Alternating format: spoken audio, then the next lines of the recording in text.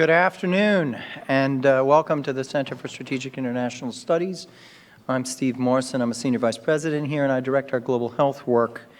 Today is the 6th occasion over 12 years in which we've joined together with Jen Cates and the Kaiser Family Foundation to jointly host this debrief on an international AIDS conference.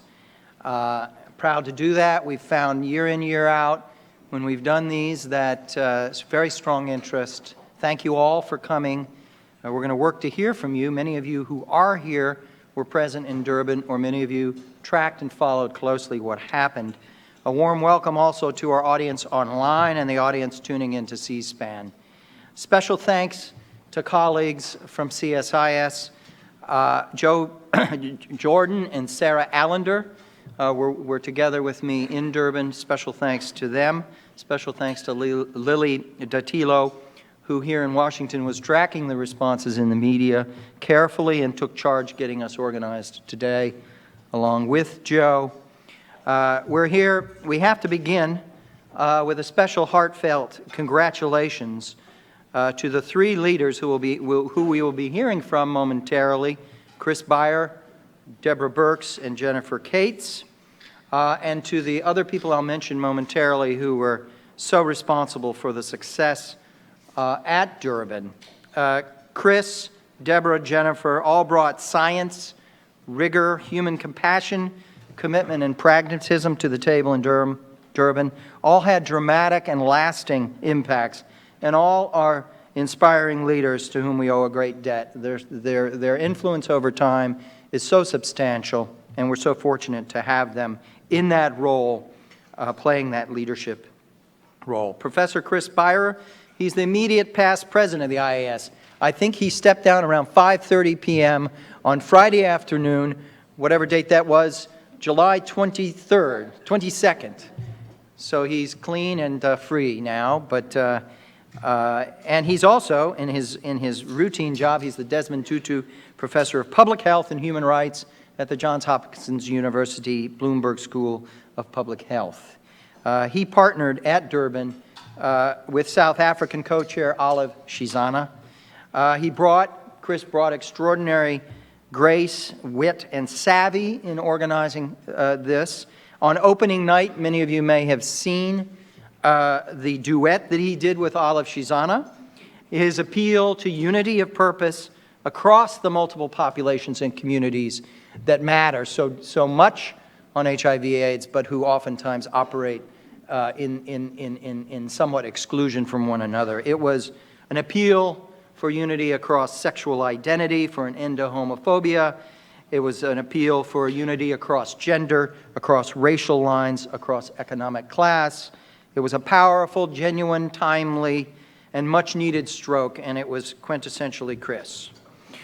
So thank you, Chris, for doing that. He and Olive were ubiquitous throughout Durban, and their personalities permeated the assembly and set the tone of seriousness, of joy, of inquisitiveness, and humanity. I want to pause for a moment to give a special shout-out to Owen Ryan, Executive Director of the International AIDS Society, and his remarkable team in Geneva. They did an exceptional job. Under oftentimes not the easiest of circumstances, they did it with grit and a lot of grace, and we're all in their debt. And of course, special note of gratitude to our South African hosts. Most importantly, Minister of Health Aaron Motsoaledi, also ubiquitous throughout the events, also inspiring in the multiple initiatives that he has pioneered, often in partnership with the United States and others. I also want to acknowledge special thanks to Nomonde Nuluchunga, Health Attaché in South African Embassy here in Washington, who's been very supportive and assisting us in the events that we did in Durban. Ambassador Deborah Birx, U.S. Global AIDS Coordinator and U.S. Special Rep for Global Health Diplomacy. In that role, she's been in that role for over 2 years, and in that short space of time had dramatic and profound impacts. She carried to Durban, no surprise to any of us, her signature relentless drive to force a focus on young women and adolescent girls, the special threats they face, their centrality, the future of prevention efforts, the demographic wave that lies on the horizon, and the need for integration looking forward, bringing in all sorts of other sectors. She also carried to Durban her signature relentless drive to carry forward the transformation of PEPFAR's approach, to apply greater rigor, to insist on better data, to concentrate investments of scarce dollars in the right place in the right time on priority microepidemics, and to measure impacts much more carefully, assiduously in this process. Just prior to the opening of the conference was the two-day PEPFAR implementers meeting. We'll hear, I hope, from Deborah what that revealed about progress in moving forward with that agenda. Deborah, like Chris, was ubiquitous and indefatigable. It seemed like there were 2 or 3 versions of her. At Durban, I would walk from one hall to the next, and she would be speaking on panels that were happening simultaneously, it seemed. She embodied more than anyone in Durban the remarkable leadership of the United States, our continued indispensable role globally in battling HIV/AIDS. She embodied the way the U.S. has moved ahead in close partnership with the South African government and others. I do urge you to watch the video of her conversation with Minister Motsoaledi, which we brokered. It's a very illuminating and affirmative and honest discussion of the relationship. I also cannot fail to mention Dr. Tony Fauci of NIH, who brought enormous gravitas and interest to Durban, very active and visible presence, particularly on the scientific panels. Our third speaker is Jennifer Cates, Vice President, Kaiser Family Foundation, a close friend, colleague. Kaiser, over the past decade plus, has been our single most important institutional partner in Washington. It does invaluable analyses of budgets and programs like no other organization does, and has an exceptional reputation for objectivity, rigor, quality, and reliability. They're the gold standard, and we've been delighted to be able to benefit from that in our partnerships. Jennifer released the Kaiser UN/AIDS study on finances just prior to Durban that documented more than $1 billion decline in resources in 2015, a 13% decline in aggregate, 8% if you factor in special circumstances. Either way you interpret it, it's a disturbing and precipitous shift. We'll hear more from her on what that means. At Durban, Jennifer's analysis became a central pivot. It became a common reference point. It was the loudest wake-up call of the week. We'll hear more detail from her. These IACs, these International AIDS Conferences, are daunting. They're huge, they're complex, they're exhausting. I always get very anxious throughout them, trying to figure out how are we in hell going to make sense of all of this, because there's just so much going on. And so that's why we're here. I begin to be less anxious when I realize that we can get Chris, Deborah, and Jen to come in here and tell us what happened and what we're going to remember about this particular one. These gatherings are always inspiring, and they're innately inspiring. How can you not be moved by a community of 15, 16, 17,000 individuals who constitute a determined army of advocates, implementers, civil society leaders, industry scientists, ministerial officials, elected leaders? It's really a grand mosh pit, and it's unlike anything that we see in global health. It's all sorts of oddball partnerships, and it's really quite lovely, I think, and quite dynamic. And it's an ever-evolving base of knowledge and experience. Every International AIDS Conference is a sobering occasion. It forces us to pause and reflect. And this year was especially the case, particularly when so many geopolitical forces were threatening to erode high-level political and financial commitments essential to sustain global efforts on HIV/AIDS into the future. We know what some of those are. We'll talk more about them. Austerity. While HIV infections have remained flat for 5 years, not declining, and rising in Eastern Europe, former Soviet Union, funding is as we've seen in the Kaiser report, has had a significant decline. These are two key axes we cannot ignore in trying to judge progress looking ahead and wonder what the structural drivers are likely to look like. We know the refugee crisis is taking a heavy toll political, financially. It has a huge geostrategic dimension mixed with stability and counterterror. We know there's a spread of populist nationalism, isolationism, and chaotic political times.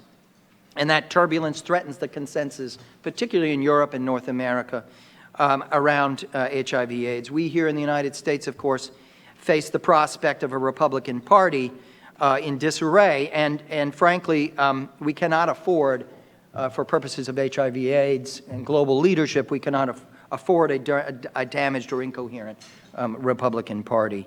SDGs are creating a new reality and a more competitive, flattened playing field. One thing that we'll talk about is the pronounced absence of state leaders at Durban. 16 years after the 2000 Durban conference, after tens of billions of dollars invested in that region and in Eastern Africa, there was a stony absence of state leadership and only few ministers who showed up. I'm worried. I'm worried that HIV has diminished in significance. I worry that the world that's assembled in Durban, which is so dynamic and so lively and so committed, is a bit divorced from the broader world of geostrategic deliberation and decision power. And that's a vulnerability. $1 billion leaked out of the system quietly in the past year with insufficient alarm and no apparent strategy for reversing or staunching this trend. We can talk about that. Okay, enough of that for now. Let's get to our speakers. I'd like to invite our speakers to come up. The flow is going to be as follows. We're going to hear from Chris, Deborah, Jen. Then we're going to have a bit of a conversation across all of us, and then we're going to open the floor to you. When we get to you, put your hand up. We'll bundle speakers. We'll run microphones over to you. Please identify yourself. Be very succinct. One single intervention per speaker. And we'll bundle them together, and we'll get to you as quickly, I promise you. So if I could invite Chris, Jen, and Deborah to come on up and join me. Thank you all.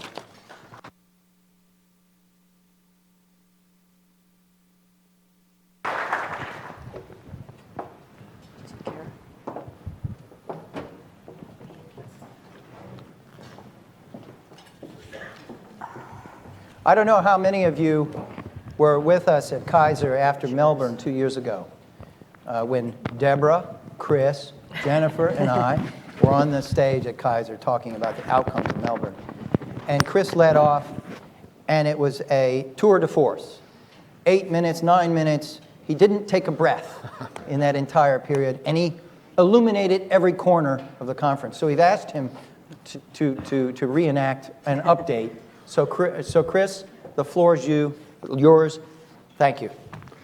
Well, thanks so much, Steve, and good afternoon, everyone. Wonderful to be here. I hope we can bring, for those who weren't with us in Durban, some of the spirit and the energy and the scientific excitement of this conference. It really was a very extraordinary experience. It was amazing to all share it together. I just want to begin by reiterating Steve's thanks to my co-chair, Professor Olive Shoshana.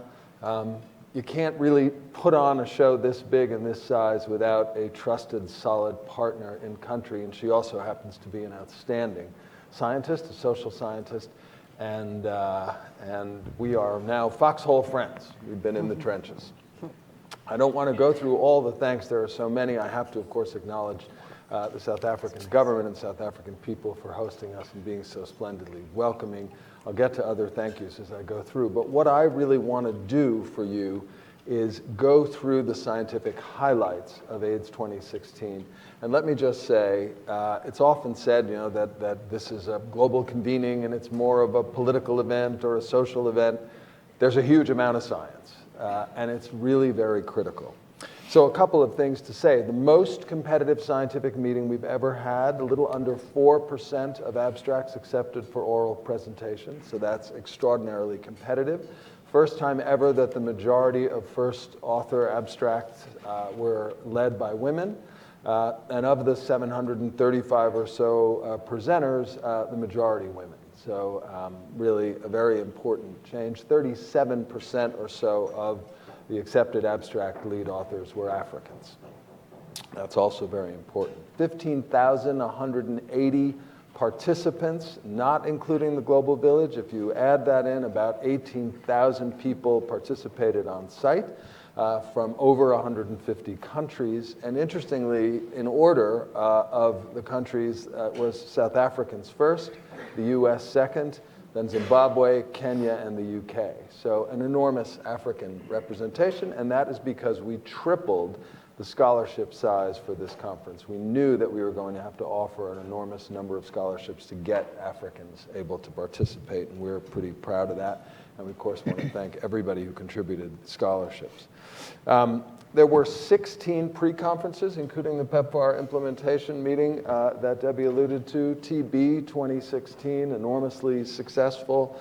An HIV viral hepatitis co-infection meeting, the MSM Global Forum.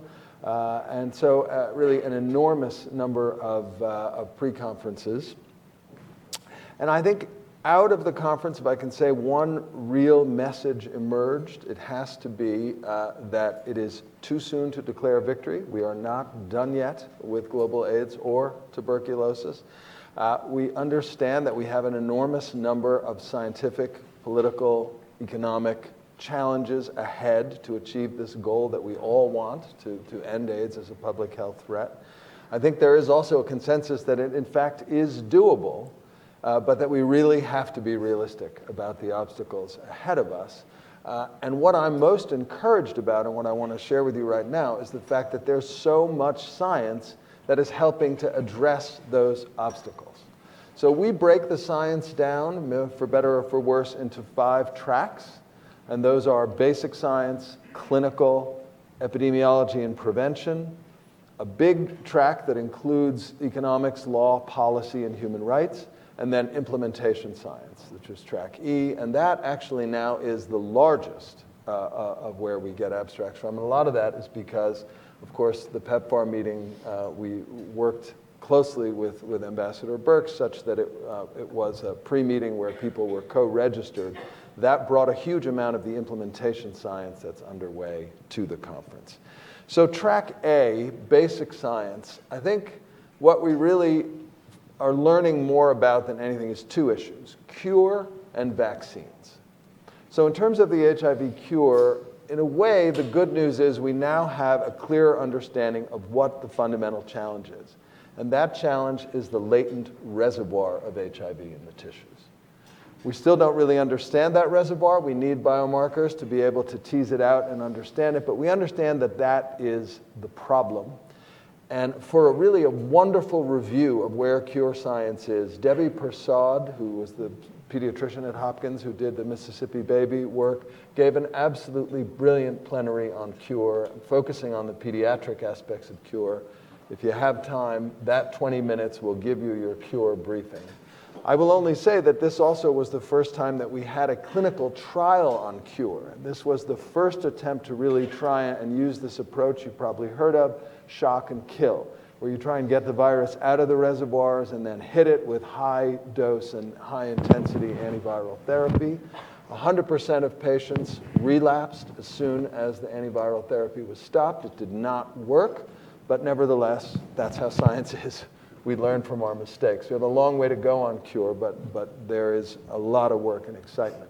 Better news on the vaccine front. So the big vaccine news at the conference was HVTN 100, which was the immunogenicity, the immune responses in Africans to the next generation of HIV vaccines. That vaccine is basically adapted and built upon the platform that Debbie led, RV144, when she was head of the Walter Reed program. That's the only successful HIV vaccine we have. But this one is fit to the virus circulating in southern Africa, the clade C virus. So the big question is, would it be immunogenic? That was a go, no-go decision. The answer is yes. The immune responses were vigorous and impressive. It's a go, and that is going into a phase 3 trial, HVTN 702. And the person who has taken on my role as president of the IAS, Linda Gale Becker, is going to be the in-country lead for that trial in South Africa. So it's in good hands, and that's really very exciting. I would just say that IAS put out a new cure strategy, and for those of you who want to look at that, I think it's a very important document outcome. The lead author is Steve Deeks, and that was out in Nature Medicine the week of the conference. So track B is clinical care and clinical science, and this is enormous. I'm not going to be able to do justice to it. There were a huge amount of clinical trials, more than 25 trial results, but I'll just try and give you the highlights. And the first thing to say is a challenge clearly has emerged that is about longer-term retention and care and adherence. So, it's one thing to start people on therapy. It's another to look at how they're doing at a year or 2 years. But in a number of populations, what we're seeing is longer-term retention and care is a real problem. People go off their meds. So we saw that, unfortunately, with data from South Africa. And one of the things about this conference, I think everybody will share with you, that's so amazing, is this really was the emergence of those children who were born HIV infected and who have survived. They're the first cohort who really have survived. They're now adolescents and young adults. They are impressive leaders. They are a magnificent generation of people who are really going to help us and keep the energy going. But unfortunately, they're not doing so well with adherence. So, for example, the very important South African study, 5 to 9-year-olds, 74% virally suppressed. The older adolescents, 15 to 19-year-olds, only 62% virally suppressed. So there's a drop-off there. That's a real problem. The PROMISE study, which is a very important, large NIH-funded trial of early initiation with higher CD4s among pregnant women living with HIV, spectacular outcomes for the women who started therapy and stayed on it. But unfortunately, the same issue. Postpartum and post-nursing, a drop-off, only about 23% having virologic breakthrough at 1 year. That is not good. If you think about 23% at 1 year, by 2 years, you're getting close to half. And that was looked at very carefully, and 86% of the time it was because they just stopped taking their meds. So that is a big issue for us. There are, however, some really important new treatment advances. The ARIA trial, the women in the audience will be happy to know, one of the first big trials that specifically looked at HIV treatment outcomes in women with the new dolutegravir-based regimen, and it had better efficacy, much lower likelihood of resistance, and fewer side effects. So that is a real advance. The PADDLE trial was a back-to-the-future idea of taking dolutegravir in combination with one other drug because it has such a great resistance profile, and going back to just 2-dose antiviral therapy instead of the 3-drug cocktail. So that was very much an experimental study, only 100 carefully selected ARV-naive patients, but 90% viral suppression at a year, and it really looked very good and was well tolerated. So some hope there. Long-acting injectables, also very impressive. Rilpivirine, it turns out, has a very long half-life in the body. That may actually be an issue with people who don't tolerate it well. But really the first trial of injectable, and this is intramuscular injection of long-acting antivirals. This is the LATTE trial, a combination of cabotegravir and rilpivirine. And it basically looked at 4 weeks injection versus 8. The 4 weeks was better. Again, very well tolerated, and this is going to go forward into larger scale trials. So imagine being able to offer people daily oral therapy or a monthly injection. That is really something to look forward to. In terms of co-infections, TB and hepatitis C were our 2 big areas of focus for this conference. And in terms of TB, I would really send you to Anton Pozniak's terrific plenary on TB co-infection, just to say a great deal of data there. And Hep C, the big news was the Astral 5 trial results. This is the first pan-genotypic regimen, so basically dealing with all the subtypes of HCV. There are 5 that matter in humans. Right now, we're really only doing well with the ones that are circulating in the US. But this looked really great. 95% cure across all the subtypes except subtype C. Track C. So we really wanted to focus on prevention because of the data that has emerged, and many of you saw the UNAIDS report right before the conference, that we are seeing sustained new infections in adults globally. That is a real problem, and an increase in some regions, Eastern Europe and Central Asia. So what is the big news there? Well, lots of different kinds of prevention approaches. We saw more data from the dapivirine vaginal rings that underscore, again, that adherence is really a hugely important issue for the efficacy there. Women who were adherent, more than 2/3 protected against HIV. So again, more of an option.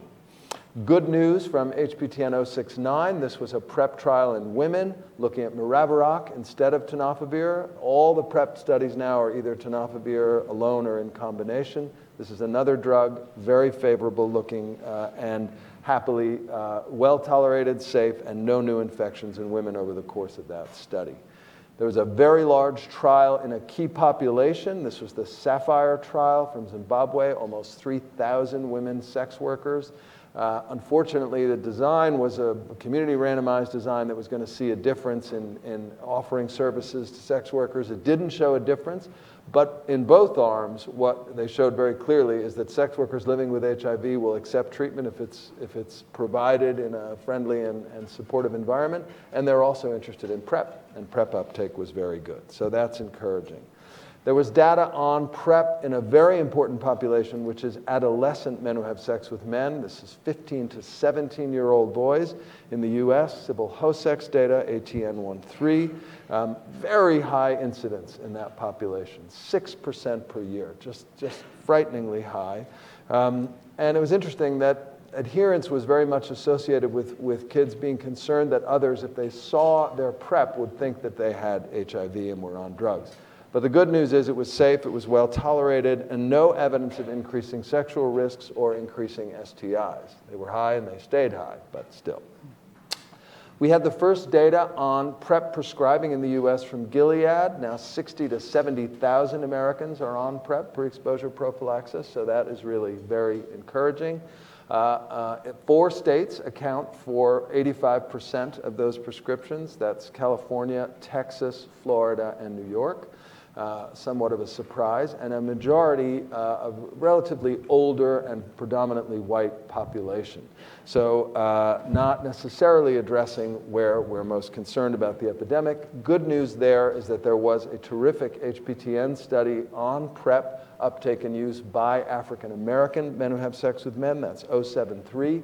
And that's the first of those trials that actually was led by black gay investigators in the US. And what it showed very clearly is that if there's cultural competence and an appropriate approach to providing PrEP, that black men want it and they'll use it, and they were adherent. There was incredible data on the integration of PrEP and antiviral therapy for heterosexual discordant couples, the Partners study that showed that PrEP, basically the way they did it was to offer treatment to the partner who was infected and to offer PrEP to the uninfected partner as a bridge until the infected partner had achieved viral suppression, virtual eradication of heterosexual transmission in an African population. And it should be said that in those discordant couples, 73% of the time the infected partner was the woman. So this really has an important role to play, I think, in how we manage transitions and prevention. There was very important data on the tenofovir gel study. Folks probably know that the phase 2b trial, famous outcome, worked, and then the efficacy trial didn't work, and it left us all in a state of confusion. What are we going to do with 1% tenofovir gel? It turns out Slim Karim, Koresha, and their terrific group did an analysis of women looking at trying in a post hoc fashion to understand why it didn't work, and that healthy vaginal flora, women who had healthy vaginal flora, had remarkable protection, and women with bacterial vaginosis got basically no benefit. So that tells us that there's not just adherence for women, that there are biological factors that we can do things about. We can treat BV. So that was really very encouraging. And then there was great data from the French trial of on-demand PrEP. So this is very different. This is not daily oral Truvada. This is 2 doses around the time of sex and 2 doses after, and you use it when you're sexually active and you don't use it when you're not.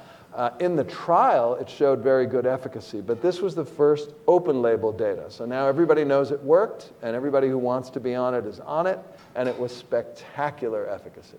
So that brings us 1 infection, and that person may not have been entirely adherent. So that brings us now to a whole new era, which is to say, how would you like your PrEP?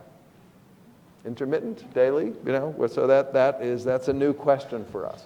But then cautionary data as well. The very large ANRS Africa Center trial looking at the question of treatment as prevention, the 90-90-90 targets, and their impact on incident infection in the communities.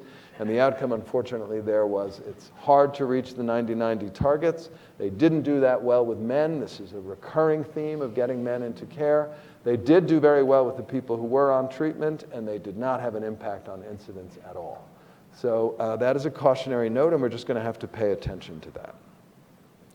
Track D, which is our policy, law, legal, economics, had a lot of data on behavioral economics and incentives. Right? This is a very important area. I think the biggest news there was data from South Africa that providing social protection, what people here don't like to call welfare, but what in developing countries would call social protection, had a big impact on improving adherence for adolescents living with HIV.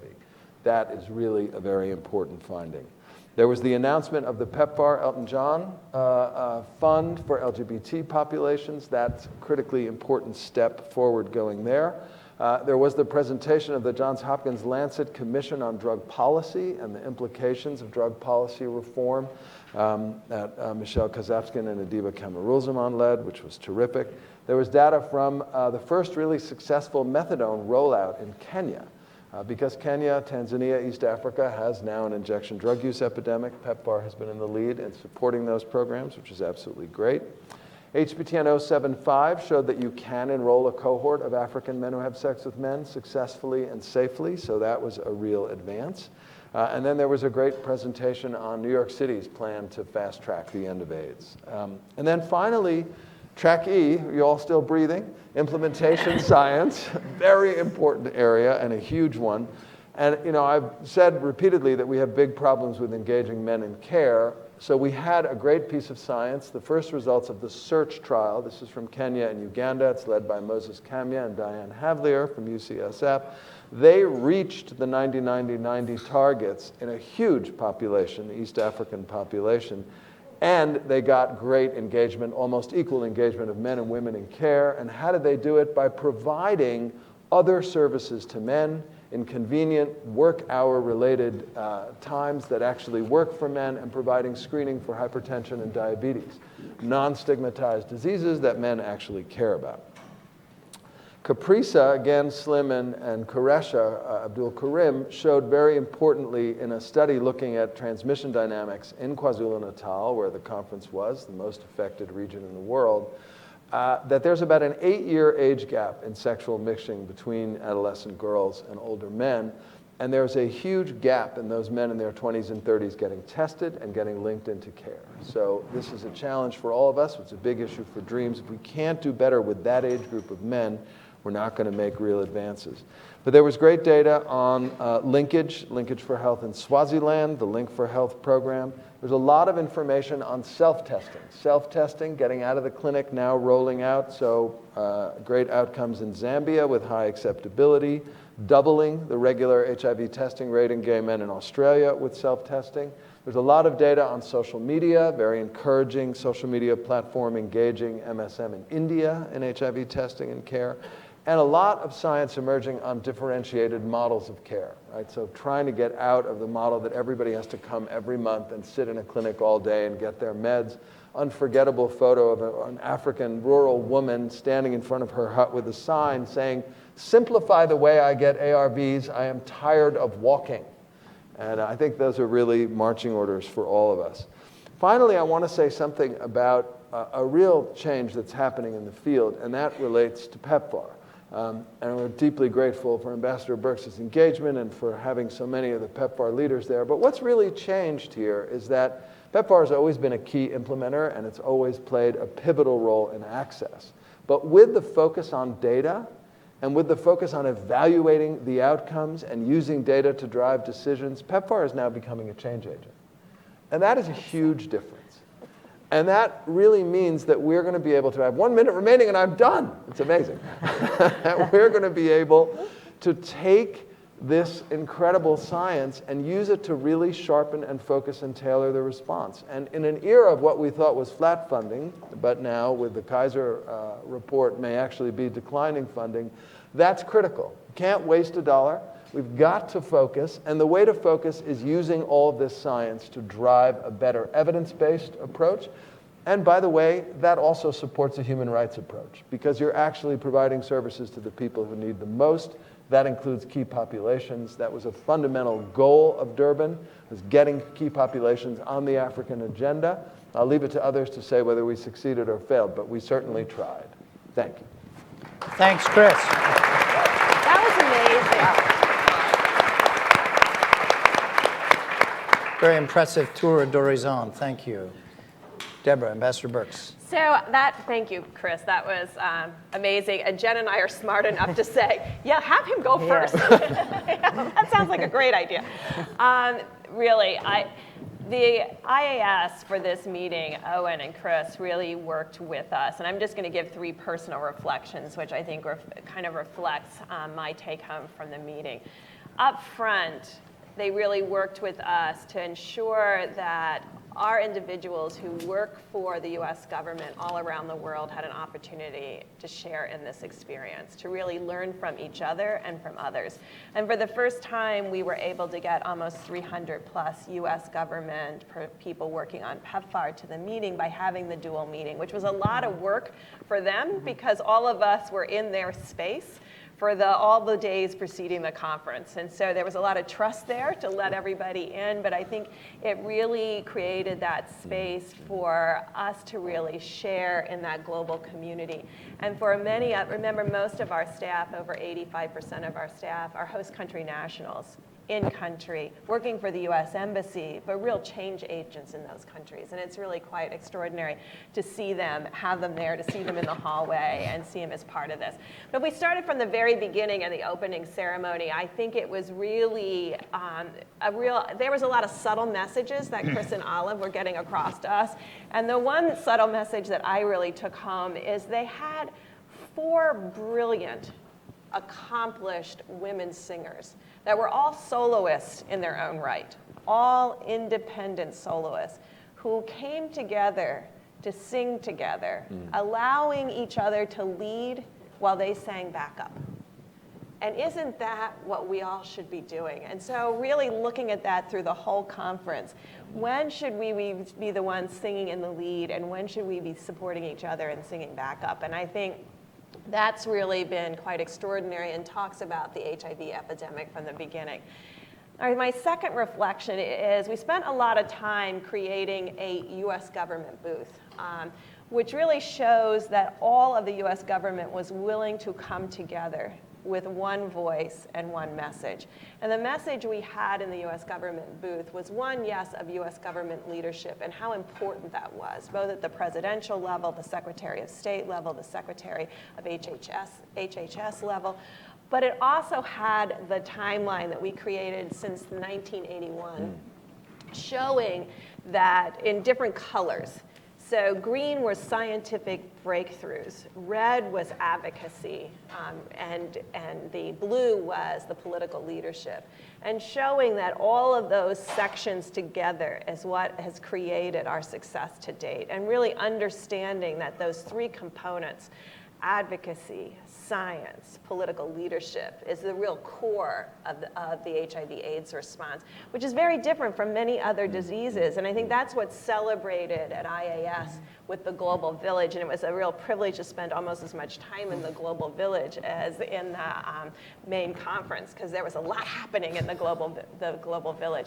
And I think my third big reflection is the fact that adult infections are flat is actually saying that things are working, because we've, over this last 30 years in sub-Saharan Africa, where the highest burden of disease is, are having now an 85%, and by 2020, an absolute 100% increase in the 15 to 24-year-olds at risk. And so if you're not going up in that age group that is the most at risk by that number of infections, that means that we have made some progress. But it also points out the groups that we have left behind in the public health response. And I think we have to be very honest with ourselves where we have succeeded. We've succeeded in PMTCT to prevention of mother-to-child transmission. We've succeeded there because of the work that came before us. The maternal child health work of USAID and donors around the countries that really built a maternal child health block platform to take care of pregnant women and under 5. And so building on that, we could be wildly successful. And that's why those rates in country after country are down by 85%, because mothers come forward to protect their children. You can see that they don't always come forward to protect themselves, and that's why we have to work on the retention issue. But I think we have to be honest that there isn't an integrated healthcare delivery service for adolescents. There isn't an integrated healthcare wellness prevention service for young men that are 25. Their interaction at the health center is when they're acutely ill or they've had a traumatic event. And so that really shows us that we've been wildly successful where there was a platform to integrate to. And when there isn't one, we're going to have to build it together. And we can build it right together. We can really make this about wellness and health.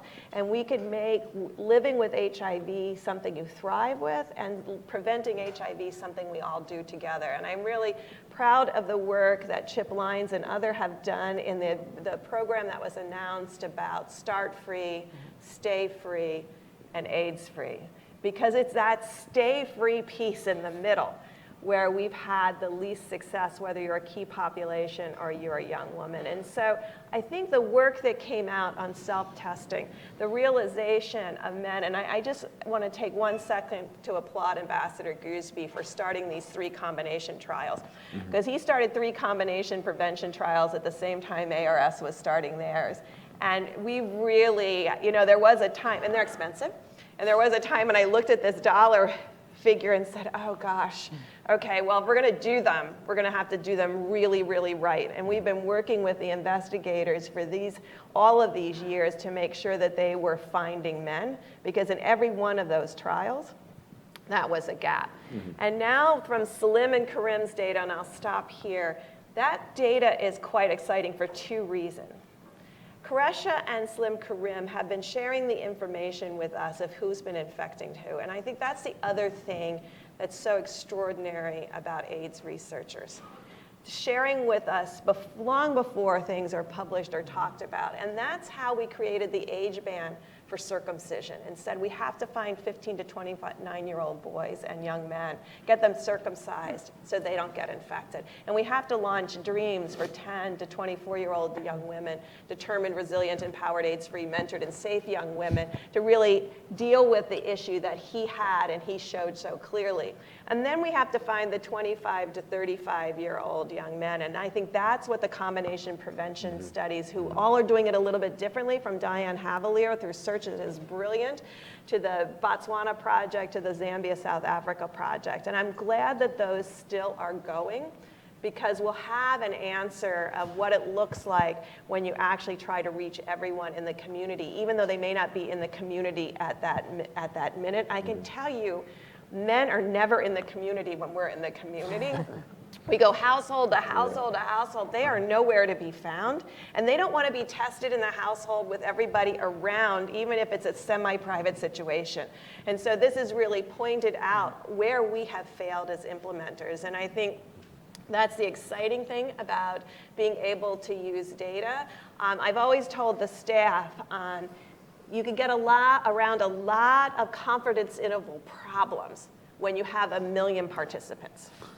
You can have some not best data, you don't have to have great data, but you can follow trends, you can follow how you're doing very well when you have the volume of program data that we have. And I just this is my shout out to all of the teams, because this is not Debbie, this is teams everywhere around the world who have worked with partners to get us data in a timely way so that we're analyzing it together, and I mean together, to really shed light and be honest with ourselves about where we're doing well and where we're not doing well, and taking everything that Chris just summarized to the field immediately and try those things in a key way and look at those outcomes. And that's what we're so excited about, being a partner in the scientific endeavors and being a partner in that implementation and utilizing the data in a comprehensive way. So it was exciting to me, but I hope we all learn how, when it's our time for our solo,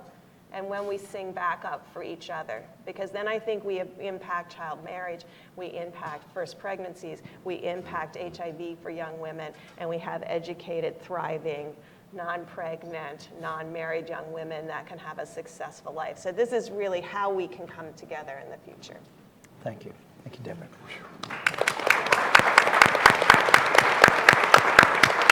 Thank you. Jennifer Cates. Great, so maybe I was the smartest to go last. First, I have to share my thanks as well, particularly to Steve and CSIS for doing this with us again 6 times. When we first started, I don't think we thought we'd be doing this every other year, but it's really provided such a great opportunity to hear and reflect and share for those who couldn't go as well as those who could what we all experienced. I also want to congratulate Chris and Olive and Owen Ryan for an excellent conference. For those of us who've worked with them over the years and see what goes into this, we know how hard it was, and thank you so much. And also congratulations to Ambassador Birx and the whole PEPFAR team for, I'll say a little bit more about that, but for what was incredible leadership and participation throughout the conference. So I'll add a few reflections to what they've already shared and then share a little bit about our report on funding and what I think it might mean. Obviously, this conference, the big comparison of this conference was to Durban in 2000. This is a very different conference. It's a very different time. It's a very different point in the epidemic. So comparing is not, there's a lot of interesting comparisons, but it was quite a different experience. But so a few additions to what we've heard in terms of the amazing and successful things at the conference. The pre-conferences, I know you mentioned them. These were really amazing experiences for 2 reasons. First of all, there were so many different types of pre-conferences that touched on so many issues, if you just looked at the names, but then the depth that each one went into.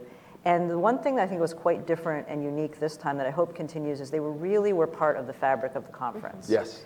So purposefully, they were made to be part of the experience. So anyone who attended those, went to the conference, they were in the same space, and it really created a seamless kind of connection between the TB focus for those who went to the TB pre-conference or cure. There's a focus on transgender individuals and HIV for the first time. And there's some incredible, very intense focused efforts to bring people together and talk about specific challenges and issues and connect that to the rest of the conference. So that was amazing. And the PEPFAR meeting, I went to the PEPFAR pre-conference just to see all the country teams come together and talk about their very different challenges, opportunities. What they've really accomplished was unique. You don't get to see that en masse like that.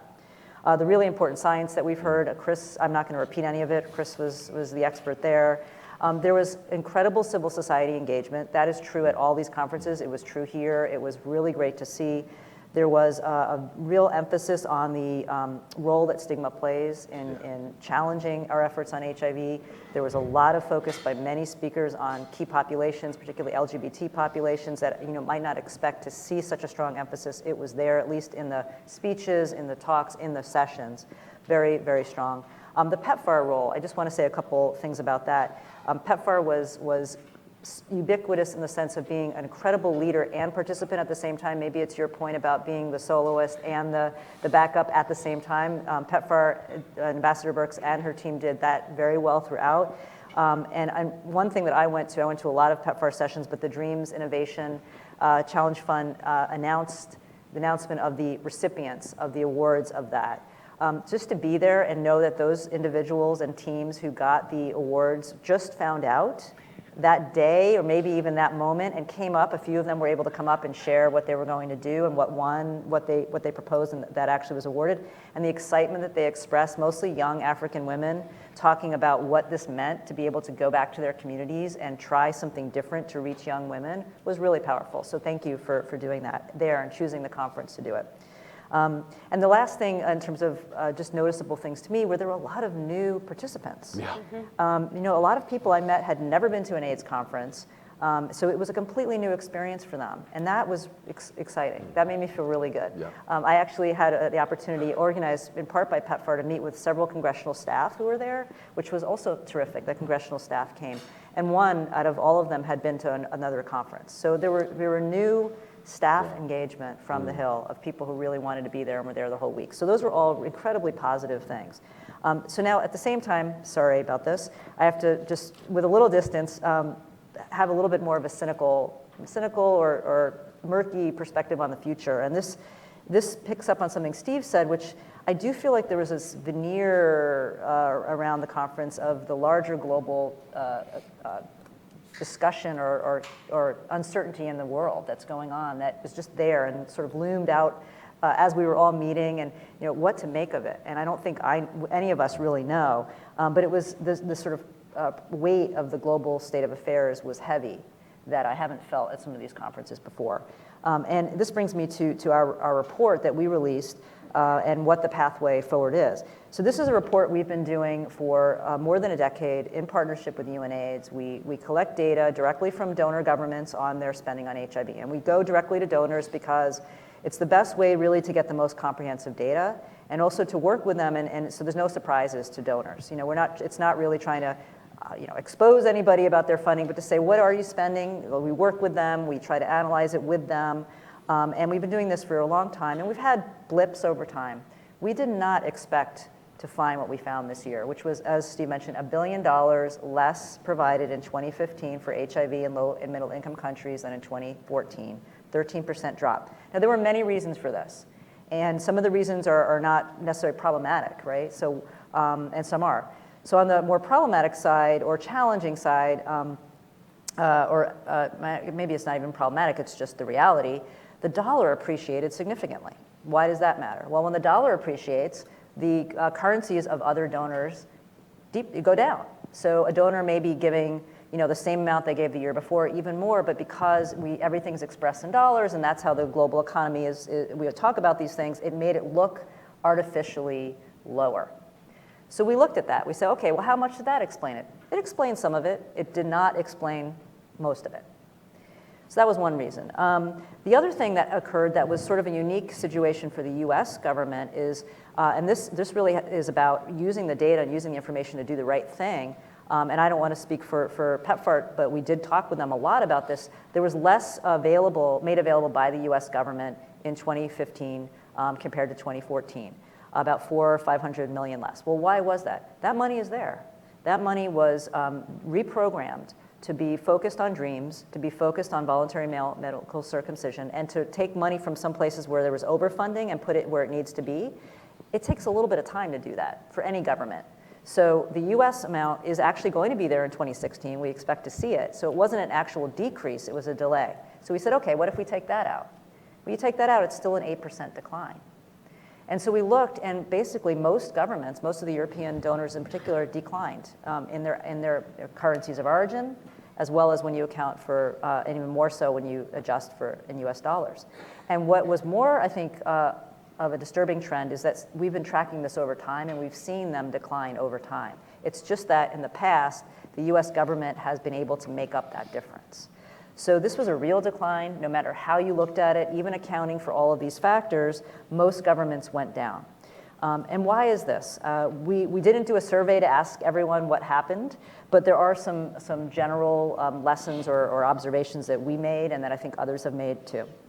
First, we clearly saw a shift after the global economic crisis, generally. Just the world changed. It really shifted the dialogue, it shifted the trajectory, it shifted the equation for development aid. And many governments put fiscal austerity measures in place, as Steve mentioned, and that is a factor. More recently, particularly for the European governments, they are very focused, as they need to be, on the refugee crisis. And that has, for several of them, placed a dilemma, with some countries deciding to shift money and others still in that debate, but that's another factor that's pulling on budgets.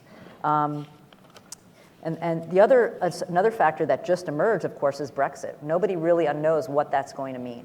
And it's not just what the UK is going to do, but what does it mean for Europe? And what does it mean in general for the future of the sort of development aid community? Another factor, I don't know the answer to this, but is there less of a focus on HIV? Is there AIDS fatigue that we're seeing among donors? Another question I think to ask, has there been almost an overly optimistic focus on domestic resource mobilization. We've all talked about the need for domestic resource mobilization, that countries that receive aid can do more, and they want to do more, and they are doing more, but almost maybe to a fault, focusing on that as the solution. And I think those governments, some of the ones that we thought were best able to provide more, are also struggling economically now for some of the same reasons. So I have a minute left. Looking ahead, I think there's a lot of uncertainty. We'll have our data before next summer, looking at 2016. But before that, a big moment in time is the Global Fund replenishment on September 16th. The Global Fund is hoping to reach $13 billion, and there's pressures. Billion. Yeah. Pressures to get there. The dollar appreciation is one issue, but so this will be a big marker to look at. Beyond that, of course, the U.S. elections. And I think these are just all really uncertain times, and what I feel like reflecting back on the conference. Ultimately, I hope this isn't the case, but it could be a year that is sort of the make it or break it for when we reach the AIDS-free generation. You know, when can we reach that goal? This is a make it or break it time. So I'll stop there. I look forward to everyone's questions, and hope that we can really turn the corner on this. Yeah. Thank you, Jen.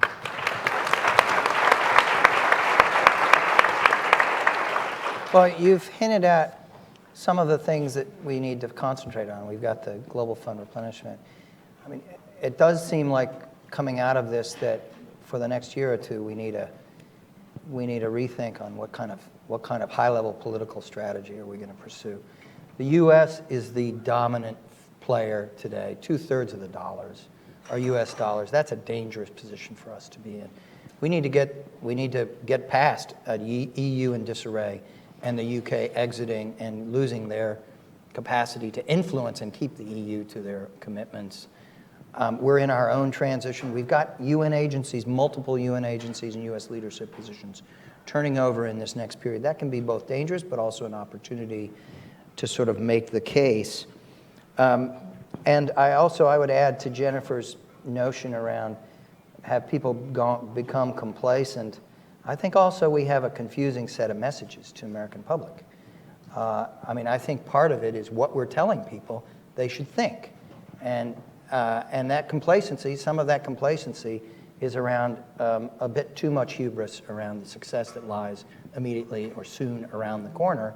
And it gets people to think that, you know, that there are more urgent and pressing things and that we can hive off a little from here and a little from there and we can ease off and the like. I would also add that because conference took place during the Republican convention, it got somewhat muted coverage, although the coverage was not bad.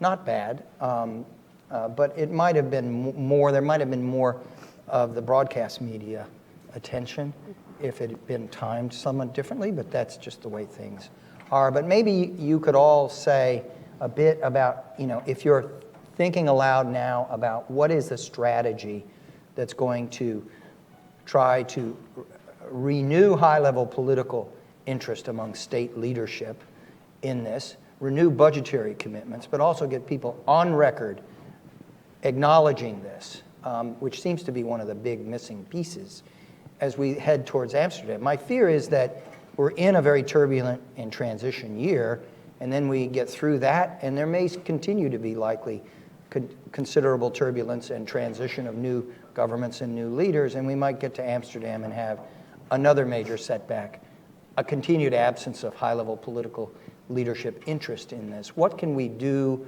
in the next 6 to 12 months, in your view, to try and reverse those trends and get people to the table? Deborah?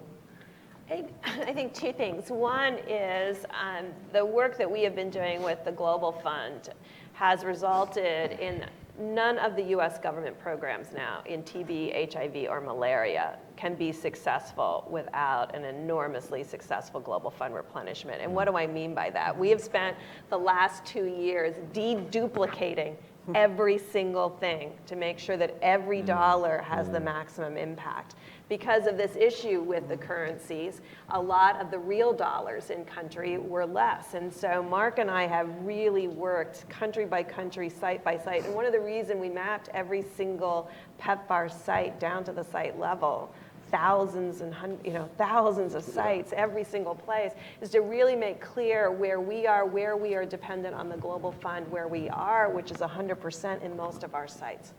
So in most of our sites, the Global Fund is either providing the commodities for testing or the commodities for treatment, all the first line commodities for treatment, half of the bed nets, many of the MDR and XDR treatments, many of the gen experts in those commodities. And so whereas PEPFAR and PMI, the President's Malaria Initiative, and the TB money may be working very closely with countries on service delivery, the majority of our commodities are coming from the Global Fund. So you can't have now one without the other. So I think we've done an enormous job in deduplicating and making ourselves dependent on each other, but now we're completely dependent on each other.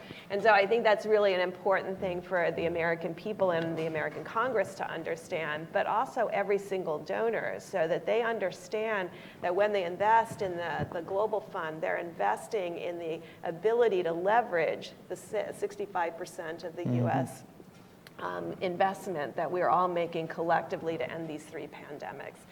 And then I think that the second piece is sometimes we have to be willing, again, to sing back up. And I think we have to be able to show and bring together the groups that are interested in sexual reproductive health for young women, that are interested in education for young women, they're interested in combating child marriage, early pregnancy, and bring those groups together, as well as the groups that are interested in human rights and understand that interface between public health and public health programming for LGBT and human rights, and are willing to bring their voices back to the table.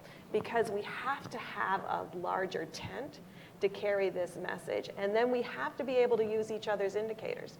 So we're in real discussions right now. How do we measure whether we're impacting teen pregnancy, child marriage? How do we measure whether LGBT have access to preventive services, to treatment services, so that together we can integrate our messages in a way. We talk about integrating program. We have to integrate our indicators and our messages so that we can show how we're leveraging and impacting each other's Global Development Goals, Sustainable Development Goals. I'm never going to get that right, but there's 17 of them, and there's a place for all of us. But we have to start utilizing each other's indicators so that we can show we're not only having an impact on HIV, we're impacting these other social determinants of health, which are really key. And I think that's on us to figure out how to do that so that the American people and the Congress see that what they invested in the Global Fund and PEPFAR has made us able to deal with maternal child health, immunizations, Ebola, and now potentially the public health infrastructure to deal with Zika and other global health security threats. Chris? Yeah, it's a tough question. Let me say, first of all, that one of the efforts that we really invested in around AIDS 2016 to try and get back on that global agenda in a way was to have a lot of high-level, high-profile people be with us, and from different sectors. And I think on that level, we were spectacularly successful, it must be said. So we had in the opening Charlize Theron, South African actress, who actually gave a great talk. Fantastic talk. Yeah.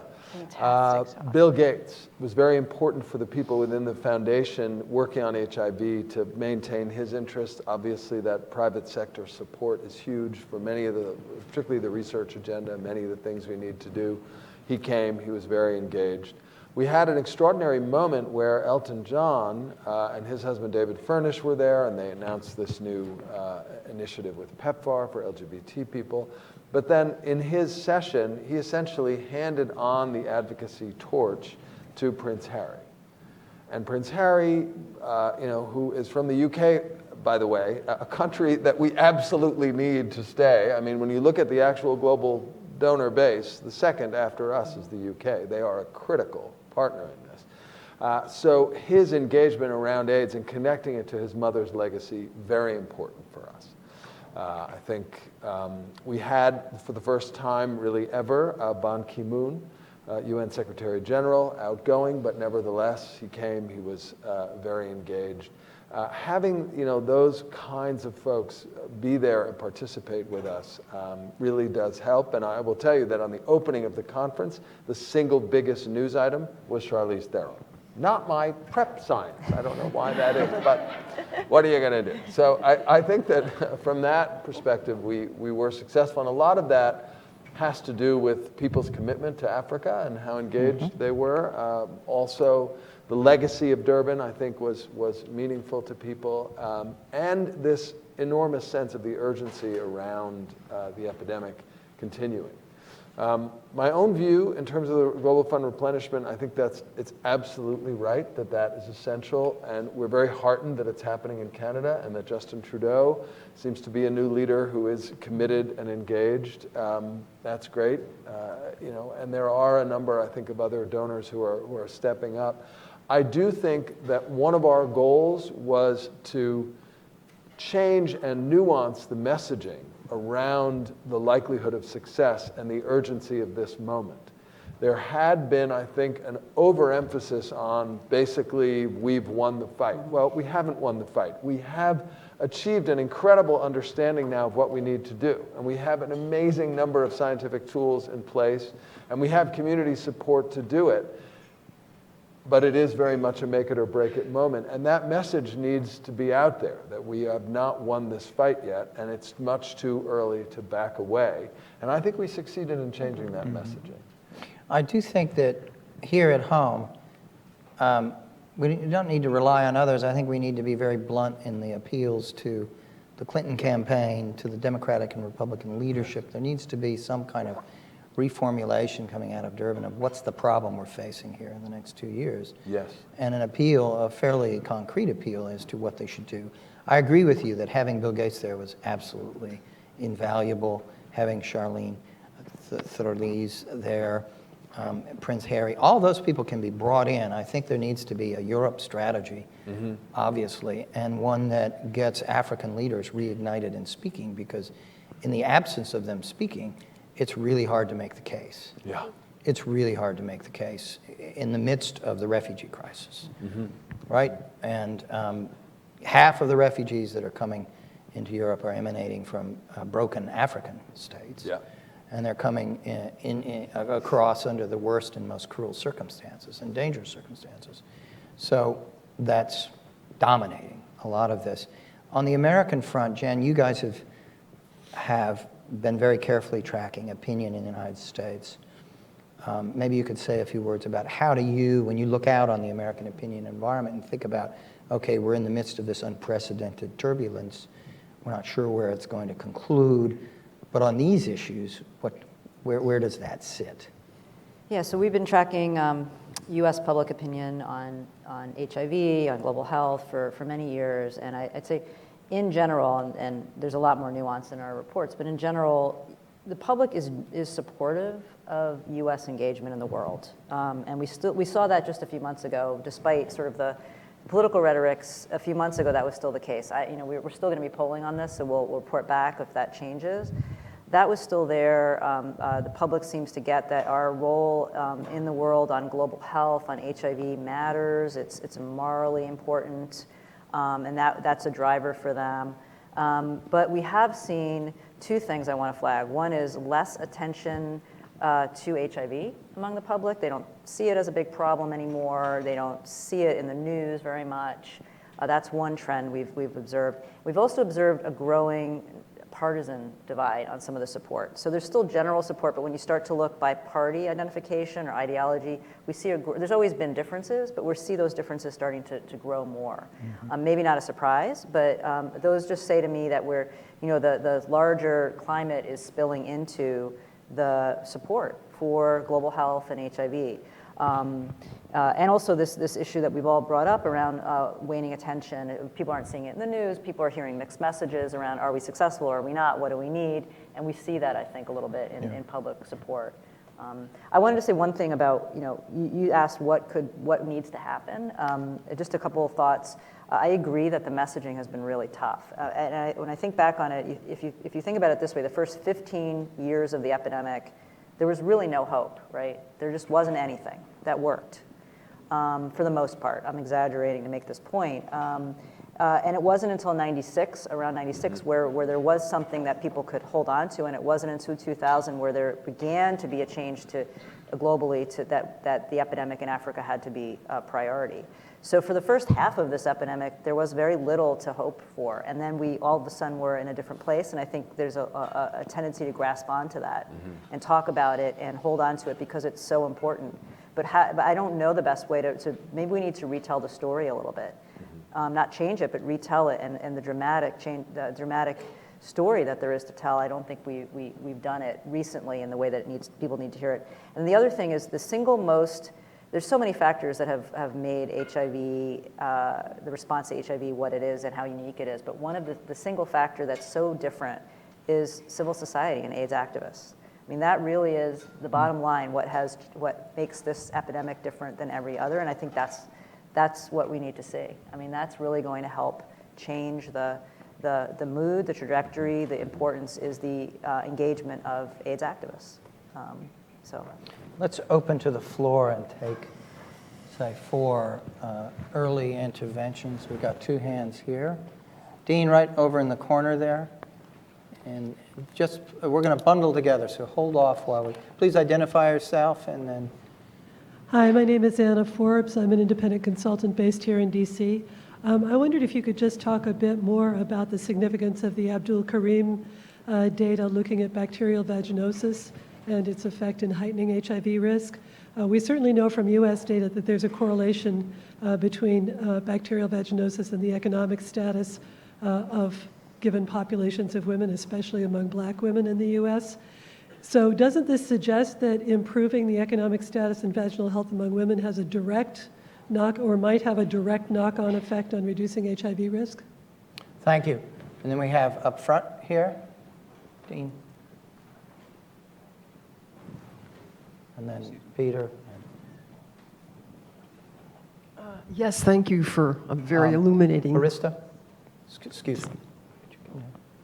Yes, Okay. please. Hi, I'm Mindy Reiser. I'm a sociologist. I've worked in the developing world.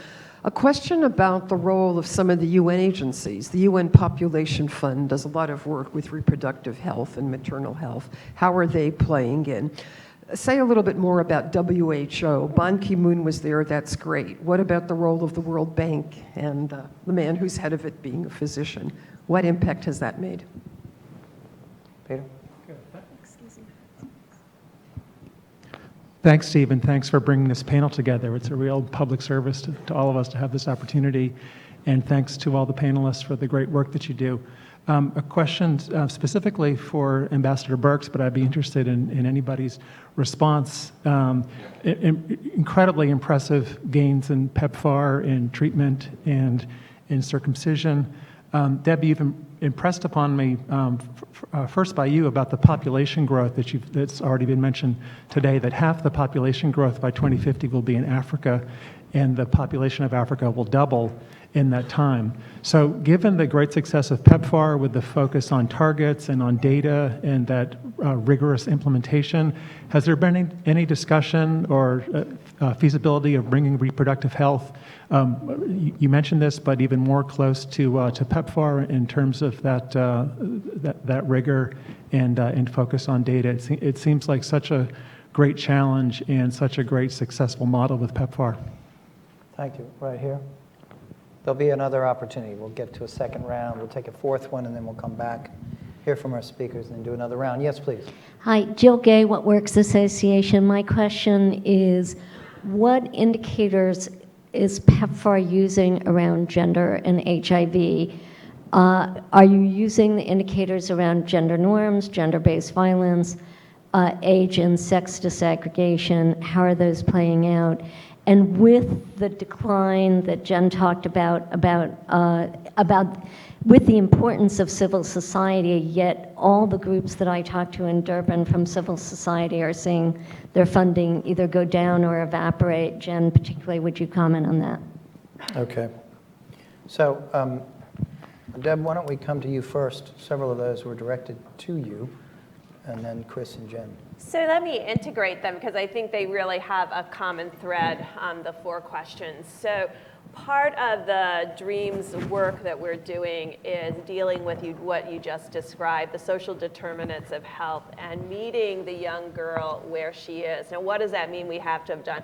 So all of our interventions are directed at specific age groups, realizing that specific age groups need a different approach. So we have a 10 to 12, a 13 to 15, a 15 to 19.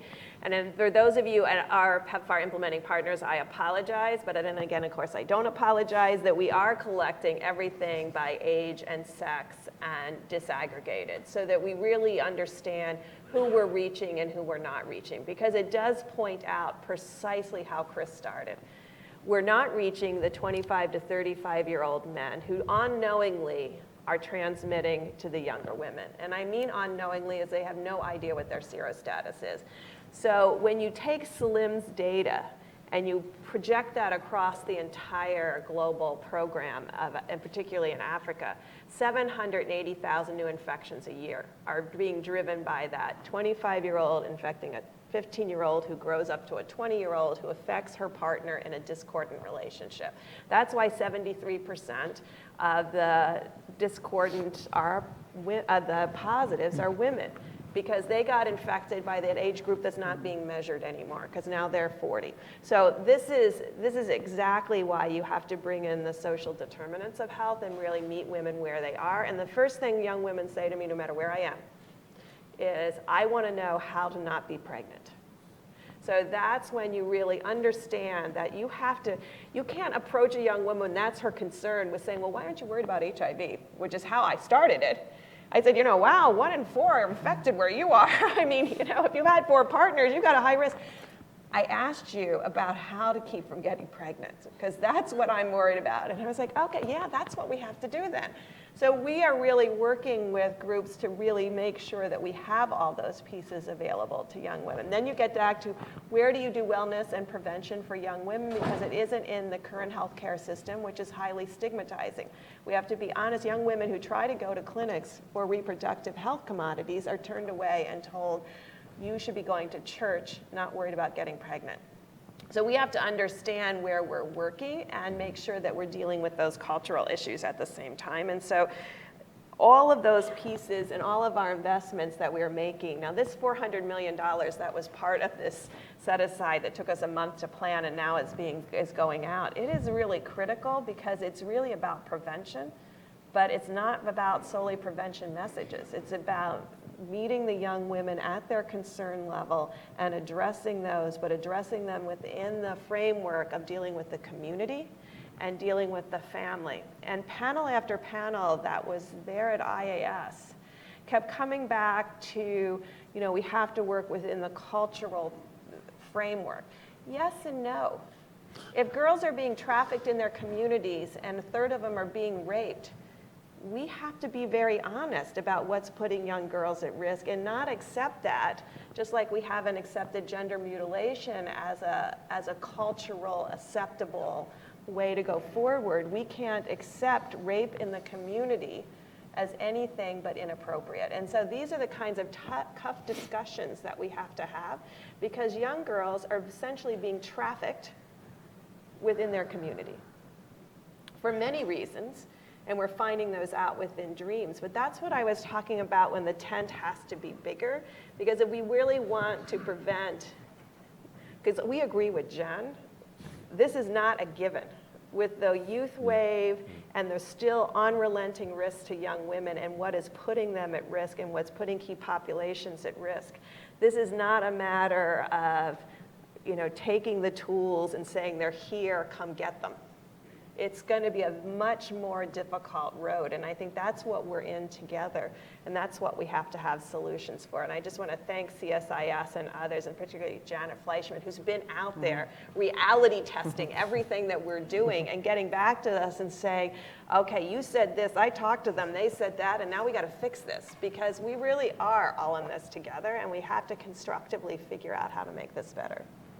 Chris, can you say something about the Caprice vaginal biome project? Yeah. So I think it's important to understand that there actually were, that special session that was put together had 3 different data sets in it. So if it sounds like we're talking about somewhat different things, we actually are. One was this analysis of linked transmissions that really showed the age gap and what Debbie just alluded to. The other was this analysis of the microbiome vaginal flora. And just to be clear, it didn't show an elevated HIV risk. What it showed was a dramatic decrease in the efficacy of the tenofovir gel. So it just didn't work for women. They didn't get any protection from it if they did not have a normal, healthy vaginal flora. And the women who did, actually the protection was in the 65 or 68% range. So a really impressive split. And that paper is just about to be out. I think it's coming out in New England Journal. And you can see for those of you who are epidemiologically oriented, the Kaplan-Meier curves diverge and stay apart. It's impressive, and it probably does point to that mechanism. So that's partly what we're talking about.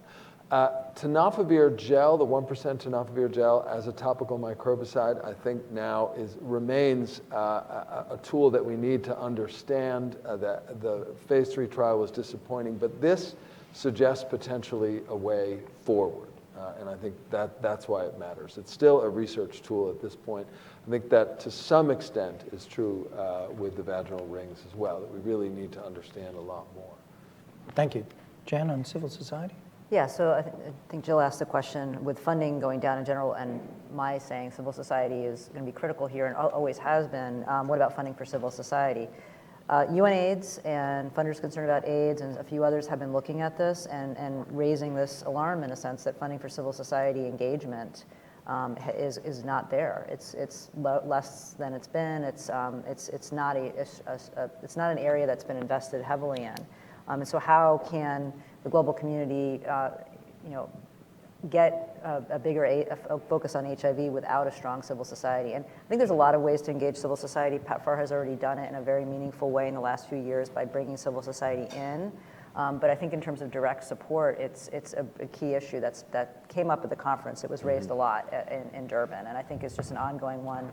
So going hand in hand with civil society engagement is supporting civil society in a whole variety of ways. So I completely agree with that. So while you're getting the next question, let me just make a quick comment on that, because we put out our Dreams Innovation Challenge, and it was $85 million. And for the first time, PEPFAR's put out $70 billion. The fact that we got 48% of the new individuals having never received PEPFAR money, and many of them small indigenous organizations led by young women, was very exciting. But it also caused us to give pause about really how should we do the Key Population Investment Fund. And so we really will create tiers within that to really create opportunities for groups to apply that are under 25, where they're competing only with under 25, groups that have never received HIV, PEPFAR or Global Fund dollars to compete in their own group. Because people who have competed for other grants write the most beautiful proposals. So we want to be able, if we're really serious about bringing on additional groups. And we're really exploring about having the groups apply in their native language and us doing the translation, because I think that will really open it up to really do what you've talked about. Before we go back to questions, just one point on Dee's question around WHO. I think it's terribly important to think about what the next leadership will look like. At Durban, Philippe Douste-Blazy, the head of UNAIDS, Frenchman, who's a candidate, a declared candidate, was there. He came to the dinner that we hosted. I'm not sure what public positions he took on any of these matters around if he's elected, what would this mean? But the fact that he was there was quite important. Yeah. Ren Minggui, who came in January from Beijing out of the Ministry of Health to head up the HIV, TB, and NTD's division as an assistant director general, was there, was very engaged. I think that's promising. I think there's a lot of decisions that lie ahead on priorities and the way in which the UN system is going to be examining its structure and sustainability across multiple agencies in this next period. And there's a lot of talk about that. I'm not sure what to make of it. It's a little bit beyond me. But that could have impact on keeping the eye on these issues. Why don't we open again for another round? We've got two women right here, We'll come to Namonde. Hi, good afternoon. My name is Anna Maria, and I'd like to first of all thank all of you for being here with us this afternoon. My question is to the Honorable Ambassador Birx, and it is around couples voluntary counseling and testing, CVCT. This intervention has been proven highly effective across sub-Saharan Africa. Studies have shown 2/3 reduced transmission of HIV infections in serodiscordant couples across sub-Saharan Africa. Also cost effectiveness, and perhaps most significantly, cost effectiveness when it comes to adherence to ARTs with CVCT as opposed to individual VCT, and also improved adherence overall. So my question is, what is PEPFAR's take on CVCT, and also what do you see as the greatest challenge that PEPFAR faces to supporting the development of national guidelines for CVCT? Thank you. Thank you. Right here, Arista. Right there. Thank you so much for a fantastic discussion. I'm very glad Ambassador Birx mentioned the role of collaboration and synergy for improving health outcomes. When you talk about, when I hear about HIV, the one example that comes to my mind is Botswana. One of the first countries where antiretroviral therapy was rolled out. And recently I read an article where the health minister mentioned that the women they had saved from HIV, they lost to abortion due to lack of family planning or cervical cancer. So my question is that with the changing scenario, increasing conflict, climate change leading to more gender-based violence, which also has implications for HIV.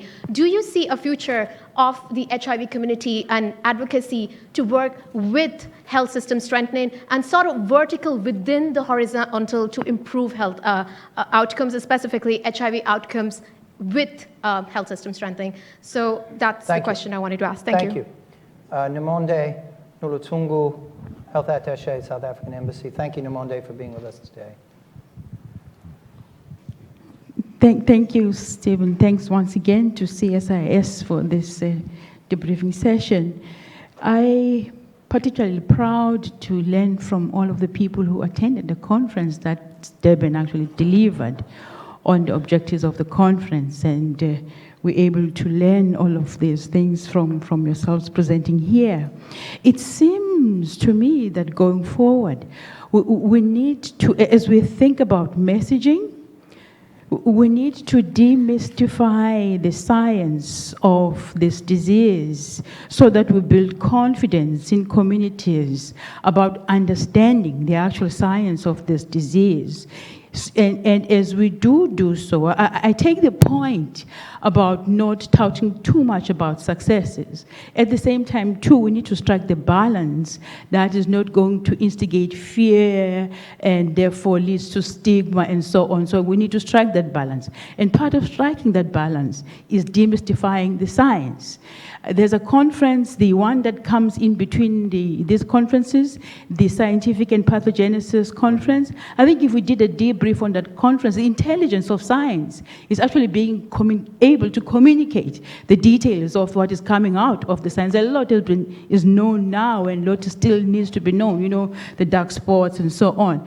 I think we don't know who might be sitting in the audience. It might be some scientific buff who's not necessarily interested in these things, but as they get to learn about the science of the disease, they might assist us just to fill in the gaps and the blind spots in the science. So demystifying the science, a debriefing from that conference, like as we're doing today here, I think would be useful, Stephen, going forward. Congratulations to Deborah and to South Africa for hosting a successful conference. Congratulations to you, Chris, for co-chairing with us on that conference. Thank you. Thank you, Namonde. Right in the rear there, Arista. I'm sorry. Please identify yourself and be succinct. Hi, very succinct. Melissa Scher from JSI. I'd love to have a little more information about the postpartum and the retention issues that are emerging. We've had a lot of success on PMTCT, so what's happening there, kind of under the ethos of bringing the science to the field? Thank you. Chris, let's start with you on the science issues that Namonde raised. So I think the very important trial data there, which I would point to, is the PROMISE trial results. That's a large multi-country NIH funded study. Judy Currier at UCLA is the overall PI. There were several different abstracts presented and papers presented. You're going to start seeing those coming out, and PROMISE jointly with IMPACT. So there's several things to say. First of all, the PMTCT outcomes were outstanding. So there's no question that that worked. The idea, basically the PROMISE concept was a randomization of immediate therapy versus the standard of care, which was, doing CD4s and delaying therapy, and seeing what that did clinically for mothers and pediatric outcomes. There's no question that the women who were randomized and started therapy earlier did better, and the clinical outcomes were halved. So that is absolutely great. The challenge is that 1 year out postpartum, 23% of women were not virally suppressed. So there was a drop-off. And in an analysis of those women, looking at a very important question, because there's several reasons why you would not be virally suppressed, and one is, of course, you might have resistant virus. But the most common reason is you stop taking your meds, and it turned out that's the reason. So 86% or so of those women had broken through because they had stopped being adherent. And it looks as though mostly women were adherent through breastfeeding, and they got the message that they needed to stay on therapy through lactation, but then there was a big drop-off with weaning. There are a number of issues there, and one of them, both Debbie and Jen alluded to, and Steve as well, which is the whole issue of stigma. So doing things for your baby and for a healthy outcome is very, culturally and socially supported. But then if the baby is healthy and HIV negative and doing fine and you're not breastfeeding, why are you still on those meds? Then you get into a different dynamic about disclosure and the fact that you yourself are living with HIV, and those challenges are out there. So I think PROMISE points to the power of early initiation of therapy, why that's so important, but also the challenges with uptake. So this is a sea change for us, right? We started, as Jen was alluding to, early days. We tested everybody, looked at their CD4s, and people will remember when you had to have an AIDS-defining illness or below 200 CD4s to get therapy. In Burma, a country I work in, actually there were so little treatment slots, they went down to 150. So people just had advanced immunocompromise before they could start, right?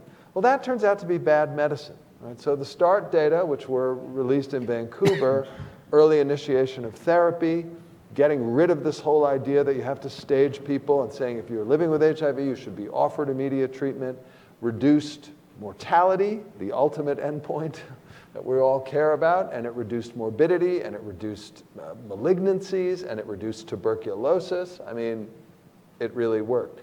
The problem is now you're talking about offering daily, lifelong therapy to people who are healthy and asymptomatic and have never had an AIDS complication and have 800 or 1,000 CD4s. And it turns out uptake is lower. So in PROMISE, when women were offered immediate therapy, the uptake, what changed in that study, I should say, is while they were well into it and had enrolled several thousand women, the START data came out. So that changed the ethics, because now you have the evidence, you really have to provide, you have to offer everyone therapy. So what was the uptake? Here's the data that you should start therapy right away. 66%. So a third of women diagnosed with HIV, pregnant or recently delivered, offered immediate therapy in a setting where there were a lot of services, a lot more than in most clinical settings. Still a third of people said, no, I don't want to do that. So that's a big problem. Deborah, do you want to answer So what Andrea? pulls a couple of the questions together is this: when you think about BCT and you think about messaging, imagine what we've done over the last 15 years. We just talked about the index cases in most cases are the women. So their CD4 is lower. The young men were more recently diagnosed, so their CD4 is higher. So for the last 10 years, we've been saying, okay, woman, if you're pregnant or you have less than 500 CD4s, you need to go on treatment. We've said to the men, you're fine. You don't need anything. Now that is a very confusing public health message, particularly when you want couples supporting each other in retention and adherence and how important that is. But now through START and through Promise, we have a new opportunity where we all can say the same thing. If you're HIV positive, it's detrimental to your health and you can transmit the virus to others, and that's our single message. It doesn't matter if you're 2 years old, 15 years old, 25-year-olds, 85-year-old, the message is the same. It's not dependent on a secondary measure. And I think that allows us to be much more effective in couples VCT, because it did result in what we brought up by another question, some gender-based violence and other pieces, when men couldn't understand they had the same disease but weren't offered any treatment, and really figuring that out. So we certainly support couples VCT.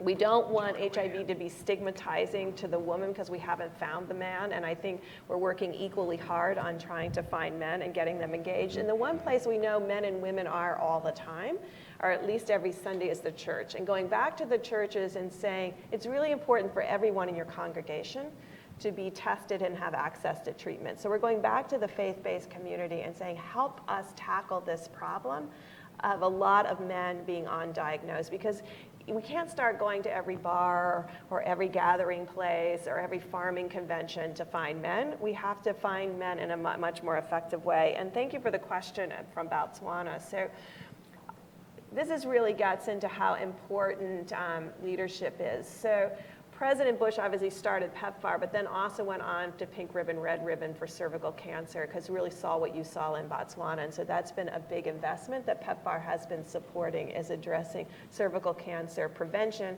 primary and secondary prevention, and test and treat for women that are positive. But I think it also illustrates the importance of Secretary Clinton bringing in the gender-based violence piece.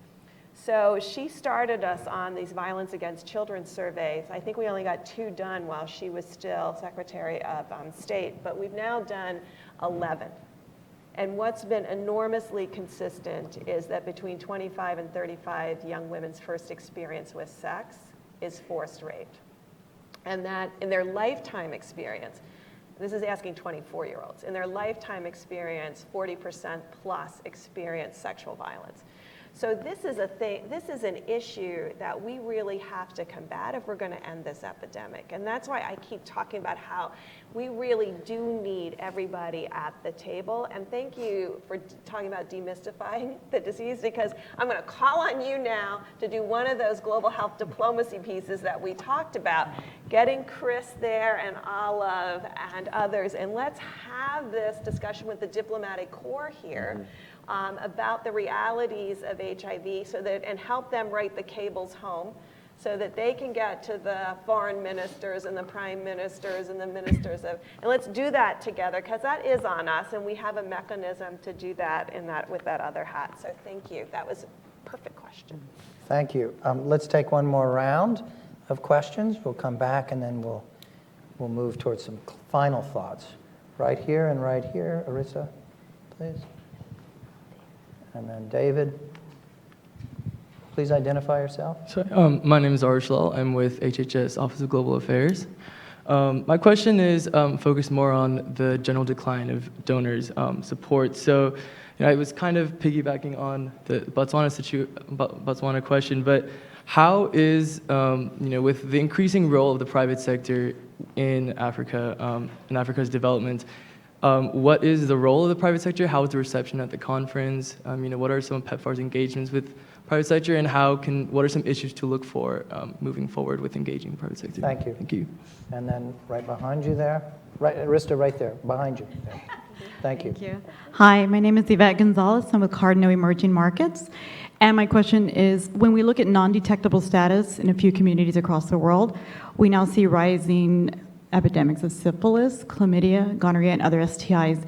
In the future, with PEPFAR either above site at governance level or even grassroots level, are we looking at changes in education, awareness, and is there going to be funding surrounding those kind of changes in behavior? Thank you. Arista, over here, David Bryden. David, put your hand up. Thanks. Yeah, excuse me, David Bryden with Results.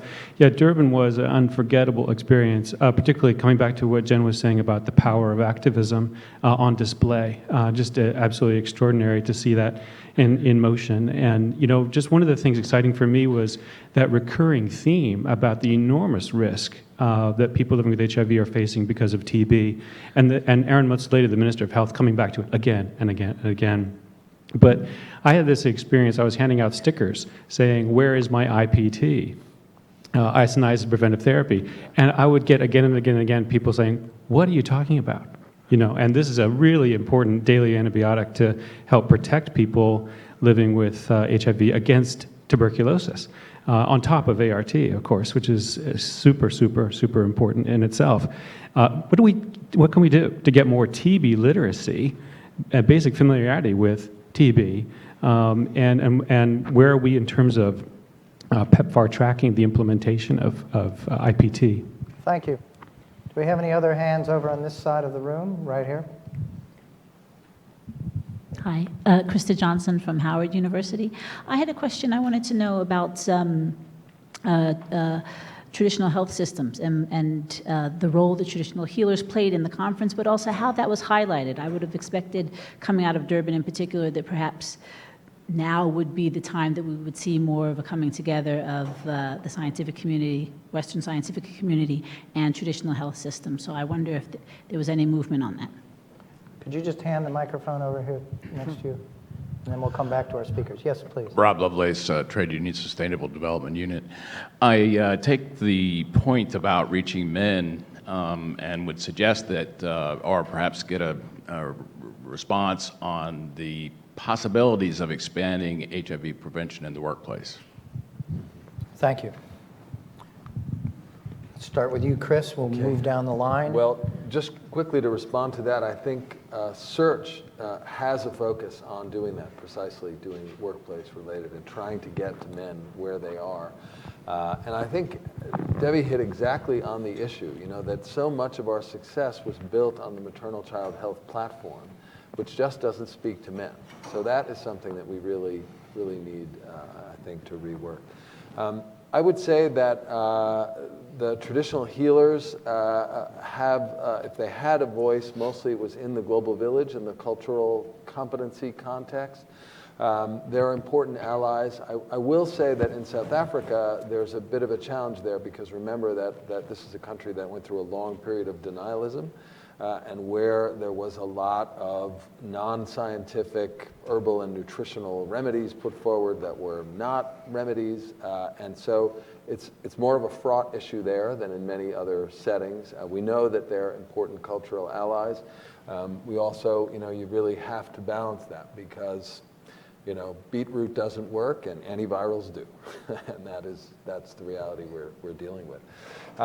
I also wanted to just get back to the point that was raised about the private sector, and it relates a little bit to something I think we need to be mindful of in terms of particularly the Global Fund and beyond Africa. And that is that this issue of the funding gap and the concerns about the Global Fund have a particular relevance for middle and higher income countries. Right? It's different because that's where we're even more worried in some ways. And there, what we're seeing is that as the Global Fund has withdrawn from a number of those countries, governments are not picking up the programs that really are essential for their epidemics. And by that I mean harm reduction, methadone, buprenorphine, substitution therapy, right? Eastern Europe, Central Asia, particularly Russia and Ukraine, is where HIV is expanding most rapidly in the world right now, and where the withdrawal of those resources is playing a very important role. So it's very appropriate because Durban was in Africa that's what been the focus of our conversation today. You should not forget that it's a pandemic and it has some hot spots that are really in trouble. And I would just add, speaking on behalf of the IAS, that this is a major focus for us for Amsterdam 2018. That's where the next conference is going to be. In our first conversations with the Dutch, actually when we were competing and making a decision between Amsterdam or San Francisco, apologies to folks here, this was one of the issues that they raised, that, you know, the Western Europe is doing great in its HIV response. Eastern Europe is deeply fraught. and that they were interested in helping with that problem. So you're going to see more of that, and you're going to see that focus coming forward in Amsterdam, and I think that that's going to be very important. They've already appointed a special envoy. They already have people out working in the region trying to outreach. They're going to invest in this in a significant way. Thank you. Deborah. So I think that noting into the private sector, we've been very privileged in getting a lot of private sector support in our key initiatives. And certainly DREAMS is taking advantage not only of the incredible wisdom that the private sector is giving us on how to really create a brand around young women that people cherish and value, but also their insights into how to sell things to young women, because we want to sell a wellness message. We want to sell a message of empowerment, and I think that's been very exciting to us. And they've been financial supporters, whether it's Johnson & Johnson or the Gilead or Vive or the Gates Foundation or Girl Effect. So that's been really central. And we have several other public-private partnerships that are really key. But I think an important piece, CSIS just did this great piece on this, and I think really pointed out some of the issues with that, particularly if they're one-offs, they're not continued, how are they sustained, how do you convert that into really investment into those programs and into those countries for that long term, and what should that look like, and how do you achieve that, and how you negotiate that up front. So this is really exciting. I think DREAMS gives us an opportunity to do that. We're looking forward to figuring that out. IPT. We had a terrible IPT indicator, which ended up just being people ignoring it. So we are going back to the drawing board, because we think you don't manage what you don't measure. And so we really have to figure out how to measure this in a way that is relevant, so we can really tell where the gaps are, and we couldn't agree with you more. Traditional healers we've really used traditional healers in the rites to passage and voluntary medical male circumcision. They have been extraordinarily helpful in demystifying why voluntary medical male circumcision is important, and understanding how it's not threatening their rites of passage. It is a rite of passage that can still be accomplished, but let's do it medically correct. And I think they've been really helpful in all of that. And it's certainly, we are doing a lot of HIV prevention in the workplace, but we still have a lot of men in very informal work situations, and we're trying to really figure out how we reach them, both there but also in the workplace. In many of the countries, Botswana being one of them, obviously people are crossing borders to go to work, and so that really, and most of the public health programs in the workplace are funded by the governments, and governments have really seen this and have been really open to providing cross-border support to those individuals, and providing ART and other things in the workplace. I think that's really important, and governments have really stepped into that gap and have been very good partners with us on that. Jen. I would just add one thing on private sector engagement. Private sector has been engaged and important in the global HIV response for quite a long time, for a majority of the years of the response, especially if you widen it and include foundations, but companies. And I think, and PEPFAR has numerous examples of how private sector has been able to, do innovative things, partner. Global Fund has them. I think it's just being realistic about what that means with a funding gap. What is the private sector realistically going to do? I still think the role of the private sector in general is to provide innovative pathways that can then be taken up by governments, supplement, fill in gaps. But I'm not sure it's the answer to this bigger problem we're facing. We're getting towards the close here. I'm going to come back to the three speakers to close with just a minute or minute and a half around what you think, how you think this Durban will be remembered. What will be the signature terms that people have in their minds when they think about this? You are the maestro, Chris. Mm-hmm. So you've got the closest grasp, and you've been involved in these, as Deborah and Jen, for many years. What do you think is going to be distinct and different and jump out around Durban? Well, I think, first of all, you have to say how transformative the global engagement around HIV has been. So we cannot escape the narrative that when we were all there in 2000, or at least for folks who were there, we were looking at a human moral quandary of available therapy that was unavailable where it was needed most, and an incredible impact on human lives. And this movement turned that around. And it really is extraordinary. And in Durban, we celebrated 17 million people worldwide on antiviral therapy. That is a huge achievement. And the scientific achievements have been extraordinary, the scientific investment. So I think, you know, we all gathered and understood that it really is a different world. And we're less than halfway there. And I think what we really wanted the messaging to be around this conference, and I think we achieved it, was to try and re-galvanize and re-energize the movement around saying we are not done. This is not over. We have an extraordinary road to go, and we need the world to keep focused on the success and the amazing achievements that we've done so far together as a community, and don't take your foot off the gas. Thank you. Deborah. You know, I think it will be remembered for two things. One, the stock-taking reality of really knowing where we've been successful and where we had this huge gap. Yes, 50% on treatment, but less than 85% of young women reached with prevention. That's having an impact, because we've only had a 15% decline in new infections in young women. But the hopeful thing to me, and I think will be remembered from this, and I want to thank Chris and Olive and all of us, everyone who put this together, to have Jake Glazer there, to have the Elizabeth Taylor grandchildren there, to have Prince Harry, the son, there, together saying we have to address this, to have Nelson Mandela's grandchildren there and say, you know what, we're willing to step up and also carry that torch. I'm just remember, I see Sandy Thurman back there. She was the head of the U.S. delegation in 2000 to Durban, working for President Clinton. You know, we are getting older, Sandy.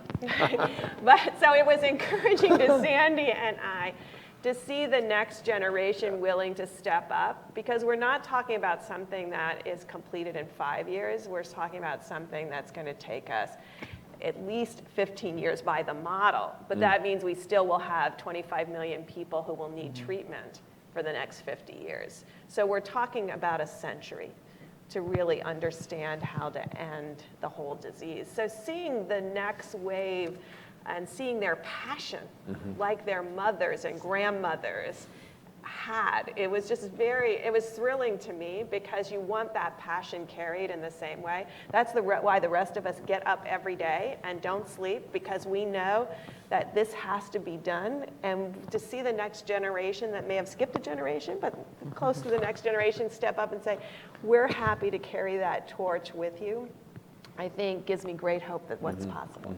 Thank you. You get the last word, Jen. I would just add to that. I guess I would say it will be remembered. Should be remembered for extraordinary African engagement, and not, you know, maybe it wasn't always at the leadership level, but there's a lot of civil society participation, a lot of scientific participation, and a level that I don't think I did not ever experience. So that's incredibly powerful. So that was one. I think we've all said it. This sort of wake-up call. I think that message that this isn't over has come through, and this is what Durban should be remembered for. The third thing, I don't know if this is what it should be remembered for, but it's a takeaway from me listening to everybody, is there's incredible science out there, and we need to, you know, go back and retranslate it for people. What do we know? What don't we know? And what are the barriers? We've really, the last few years have just been, since 2011 in particular, unbelievable. Magnificent. And I think we need to document that in a clear way for people to understand where we are and what the potential is, and what the risk is of not going forward. Well, this has been really rich and really invaluable. We're all in your debt. Everyone in this room is in your debt. I want to thank everyone who's come and been with us for the past 2 hours and joined in this. Chris, Deborah, Jennifer, congratulations on these outcomes and the way you shaped them, and thank you so much for coming and sharing all this with me. Please join me in thanking our speakers. Beautiful, man. So great.